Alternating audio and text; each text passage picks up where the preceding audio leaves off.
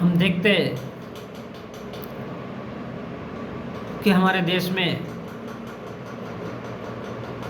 रामनाथ कोविंद जैसे जो देश के राष्ट्रपति थे, और जब वो मंदिर में जाना चाहे तो उनको मंदिर प्रवेश में नहीं जाने दिया गया क्योंकि वो दलित थे।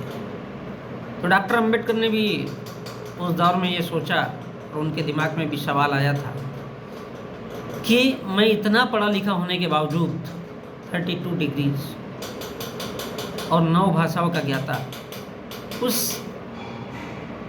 इंसान को इस देश के मंदिर में जाने से जब रोका गया तो उनके भी दिमाग में ये ख्याल आया।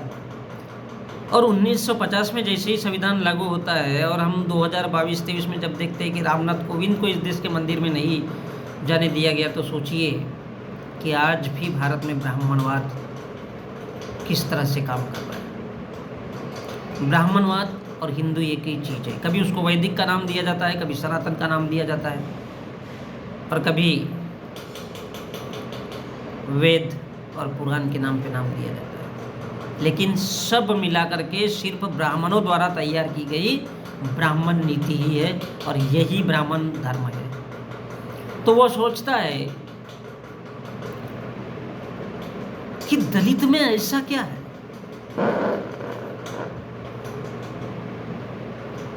कि दलित में ऐसा क्या है कि उसको मंदिर जाने से रोका जाता है। डॉक्टर अंबेडकर 32 डिग्री उसके बावजूद भी जब उतने बड़े विद्वान इंसान को नहीं जाने दिया गया इस देश के मंदिरों में, तो सोच सकते हैं कि इस देश की जनता की हालत क्या होगी। क्या इस देश का वो SC ST OBC इस बात को जानता है? क्या इस देश के OBC का इंसान को, जो आज पेशे से इंजीनियर है, जो वकील है, जो डॉक्टर है, बड़े ही गिनती के लोग हैं, और जो कलेक्टर है, क्या वो इस बात को जानते हैं? अगर इस बात को वो नहीं समझ सकते तो उनके इंसान होने का अर्थ क्या है? फिर उन्होंने कौन सी पढ़ाई की है? मुझे नहीं लगता कि भारत का OBC किसी भी क्षेत्र में पढ़ा लिखा है और वो जानता है अपने बारे में। अगर वो कुछ नहीं जानता है, इसका मतलब है वो खानाबदोश अवस्था में है, या फिर केवल आज भी जानवर बना हुआ है। इसका अतिरिक्त वो कुछ नहीं है। ऐसा इसलिए है क्योंकि वो कभी भी 32 डिग्री पाने वाले इंसान को कभी भी नाम मात्र भी 0.1% भी नहीं पढ़ना चाहता, लेकिन उसको पढ़ना चाहता है कि रामायण कब हुई, महाभारत कब हुई, फिर वो ये कांड कब हुआ, फिर वो कांड कब हुआ, हनुमान ने पर्वत कैसे उठाया। लोगों की सोच देखो, लोगों की इंसानियत देखो किस ओर जा रही है। हम आज़ादी का जश्न मना रहे, स्वर्णिम महोत्सव मना रहे, स्वर्ण काल मना रहे आज़ादी के 75 सालों का, और हम जा कहाँ रहे? कहने के लिए तो हम आज़ाद हैं, लेकिन क्या वास्तव में इस देश का मीडिया हो, या इस देश का कोर्ट कचहरी हो, या इस देश का प्रशासन हो, इस देश का शासन हो, क्या वास्तव में इस देश की जनता की बात करता है? क्या इस देश के SC ST OBC के उस इंसान को पता है? नहीं है। और पता नहीं है इसलिए इस देश का किसान आत्महत्या कर रहा है। तकरीबन 40,000 लोग आत्महत्या कर चुके हैं पिछले 9 सालों में। इसलिए मोहन भागवत बोलता है कि ये देश धर्म की ओर बढ़ रहा है। पिछले उन दिनों में भारत का युवा बेरोजगार इंसान तकरीबन 38,000 तक मर चुका है आत्महत्या करके, किसान और बेरोजगार। लेकिन उसके दिमाग में सवाल नहीं उठता है।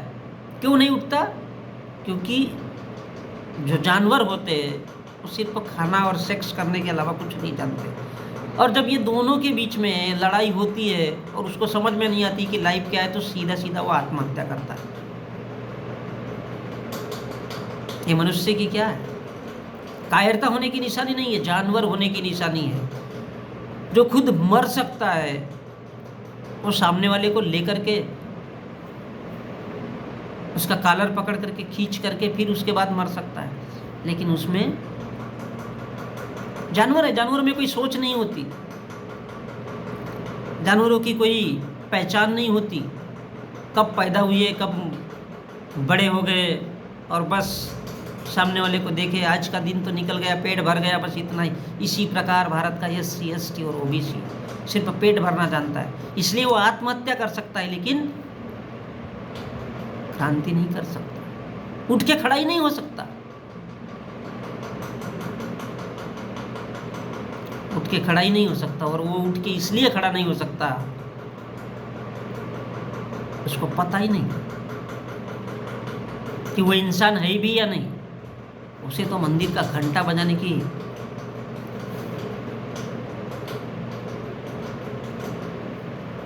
खूंटी उसके दिमाग में ठोक दी गई है कि बेटा तेरी इतनी ही औकात रहेगी, तू इससे बाहर जा ही नहीं सकता, ये तो तेरे लिए लक्ष्मण रेखा है रे। मंदिर में जा, घंटा बजा, वापस आ, खाना खा और सो जा। सवेरे उठेगा वही गुनगान गुनगान, ओम ब्रह्मास्तु नमः, सूर्य देवाय नमः, स्वाहा, सूर्य का नमस्कार करो।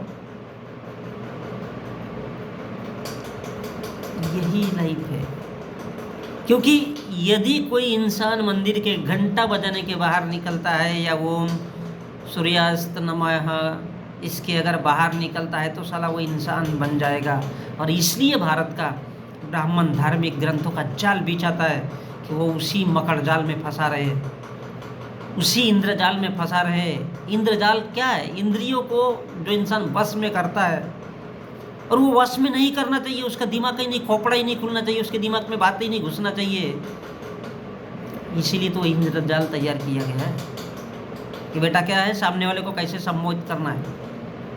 तो बोले मोहनी बना दो, उसके ऊपर छिड़क दो, वो तुम्हारे पास खुद ब खुद चला आएगा। ये इंद्रजाल है।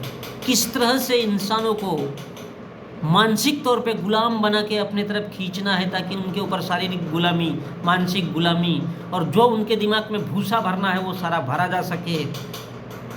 और जब इंसान के दिमाग में भूसा भर जाएगा और वो जब पूरी तरह से सम्मोहित हो जाएगा, तुम्हारा हर बात तुम्हारी हर बात उसके भेजे में घुस जाएगी, तब वो खुद ब खुद चला आएगा। उसके बाद में उसके साथ चाहे जैसा भी सलूक करो, उसकी बीबी के साथ चाहे जैसा सलूक करो, उसकी बेटी के साथ चाहे जैसा सलूक करो, ये भारत का ब्राह्मण जानता है और भारत के धार्मिक ग्रंथ जानते हैं। और इसलिए डॉक्टर अंबेडकर ने भी ये बात दोहराई, और हमने रामनाथ कोविंद के लिए ये बात देखी, जो देश के सर्वोच्च पद पर थे, देश के राष्ट्रपति है, फिर भी इस देश में कोई वैल्यू नहीं है। कोई वैल्यू इसलिए नहीं है क्योंकि इस देश का ओबीसी हो, या इस देश का आदिवासी हो, या इस देश का फिर SC ST का इंसान, उसके भेजे में पूरी तरह से भूसा भर दिया गया है कि बेटा तुम क्या हो, सिर्फ हिंदू हो, गुलाम बने रहो, हमारे जानवर बने रहो। हम जो कहते हैं जानवर बने रहो, बेटा तुम केवल मंदिर में घंटा बजाओ, और हमारे जो लिखे हुए ग्रंथ है केवल उनको पढ़ो। इसके बाहर की अगर सोचोगे तो तुम्हारे लिए खैर नहीं है। ये इस देश का साधु संत है, और इसलिए पूरी महिलाओं के जत्थे को, इस देश की पूरी महिलाओं को वो भरगलाता है, फुसलाता है, और वो अपने पास बुलाता है, ताकि उसका जेब भी भरे, उसका पेट भी भरे, और उसके शरीर की जो भूख है वो भी मिटा सके। और यही वजह है कि अंबेडकर के सीने में यह दर्द उठा था कि ऐसी क्या वजह है। तो ये सबसे बड़ी उसकी वजह यह है कि इस देश का ब्राह्मण किसी भी सूरत में नहीं चाहता कि इस देश में कहीं बुद्ध का जिक्र हो, क्योंकि ये देश सबसे पहले बुद्ध भारत है, उसके बाद ब्राह्मण भारत है। और जब बुद्ध का जिक्र होता है तब इस देश के साधु संत हो, चाहे इस देश का मोहन भागवत हो, चाहे इस देश का सुप्रीम कोर्ट हो, चाहे इस देश का शासन हो, प्रशासन हो, सब लोग खड़े खड़े जल जाते हैं, सब लोग खड़े खड़े मर जाते हैं।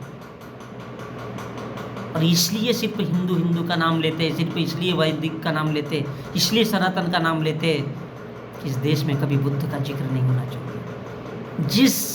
इस देश का संविधान जिस इंसान की कल्पना है, उस अंबेडकर का कभी नाम नहीं आना चाहिए। और इसलिए ये लोग जो इस बात को समझने वाले लोग हैं, वो कभी भी इस देश के ना तो राजनीति में आने चाहिए, और ना ही ये लोग इस देश के सामाजिक ढांचे को समझने वाले होना चाहिए।